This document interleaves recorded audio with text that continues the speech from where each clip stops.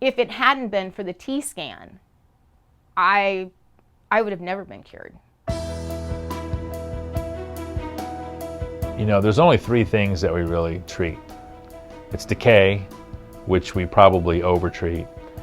There's periodontal disease, which we treat a little bit, and then no one's even talking about occlusion. For those three items, we have 3D imaging. That's great, but the other two diagnostics, for perio and for occlusion, we have a notch stick, which is a perio probe, and we have bite paper. That little thing that you bite and slide and all that, no. That thing's worthless as far as I'm concerned. I think the standard of care for most of us is going to be bite paper or shim stock, bite registration, wax, occlude spray. All of those are really analog indicators of tooth contact. What T-scan does is it actually measures the force in between the teeth that are occluding and timing. That's more information that's scientifically measured versus guessing and what we used to call chasing the blue dot, you know, of just that bite paper. There's a lot of data that if you don't have a T-scan, you're just missing, and you're making treatment decisions without having a really good data set. And occlusion is something that's going to affect everyone.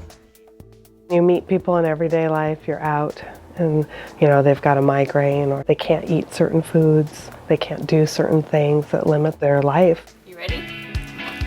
People don't see your pain. So if Angela always has a headache, that's more like Angela's always irritating. My eye would weep because this is where my headaches would start. And that my jaw was 3 millimeters that way. And he got all that from the T-scan. You know, I mean, he wouldn't be able to see those things without it. Thanks for saving my life. It feels like everything's where it's supposed to be now.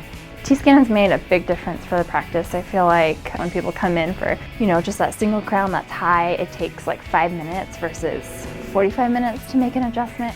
The biggest value that it has is in case finishing, large cosmetic cases or reconstruction cases, the speed at which I can get the bite dialed in. And then the TMD work that I do, that I'm known for, you can't do those procedures without a computer that actually records time and force.